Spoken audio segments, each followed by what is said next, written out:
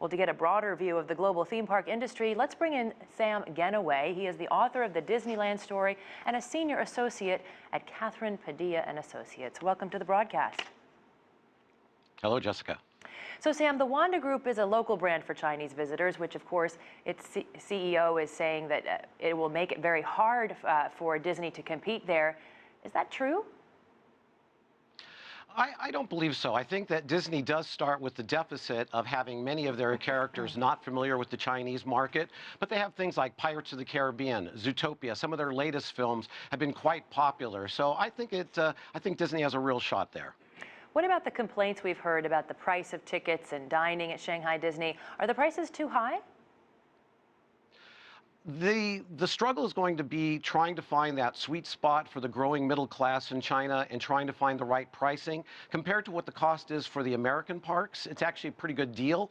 So it's not that expensive compared to the American parks. But, you know, as the economy adjusts in China, it will have an impact, especially as the middle class. That's what they're really counting on. In many ways, Shanghai Disneyland is a lot like Disneyland in California in the mid-50s, trying to take advantage of a kind of demographic boom that didn't exist before. So do you think they will adjust them accordingly to see how people react? It would be likely that the price that you see today, they're doing a demand pricing. It would be very un-Disney-like to see the prices actually go down. They may be maintained for a while, but we'll see. I think that they feel that they're providing a valuable product, and it's worth the amount of money that they're charging. Now, the Disney CEO, Bob Iger, he says that the park in Shanghai has really integrated Chinese characteristics. Smart move in your bet? I think so. They learned a lot when they designed Disneyland Paris and when the French had their reaction. Hong Kong Disneyland is very much a clone of the California Disneyland. And once again, they realized that many of their familiar characters to us here in America, Snow White, Cinderella, are not necessarily well known in China. So they really did have to take a different tack to stay relevant. I think there's also this question about authenticity. If you're sort of mixing a bit of Disney with a lot of Chinese culture, how do you do that in a way that doesn't turn off the visitor? Well, one of the things that they've done that I thought was pretty clever is they've taken advantage of the Chinese zodiac, and they've created a little area where people could walk around, and they've related each of the characters to Disney characters. So, for instance, for the Year of the Rat, they use Remy from Ratatouille.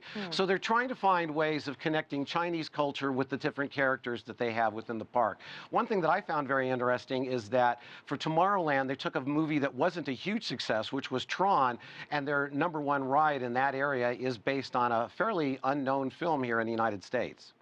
Now, Universal Studios will also come to China. How will that affect Shanghai Disney? I think it's going to be a big impact. Quite honestly, it really does come down to who are the characters, and the characters that NBC Universal COMCAST has collected are probably more relevant to the Chinese audience. And I think that they actually will end up having a bit of a leg up over Disney as far as familiarity of their characters. With the recent purchase of DreamWorks, that should really happen. So theme parks around the globe, what would you say the impact of Shanghai Disneyland will be on the sort of competition we're seeing globally? Well, I think that when Hong Kong Disneyland opened, I know that many of the people I know in the United States had no real urge to go visit. I know a lot of people that are in the United States that would like to go see Shanghai Disneyland. They ended up doing the right thing, which was creating very unique attractions that are specific for that park that haven't necessarily been cloned to their other parks. So they truly are making it a destination worthy to go to.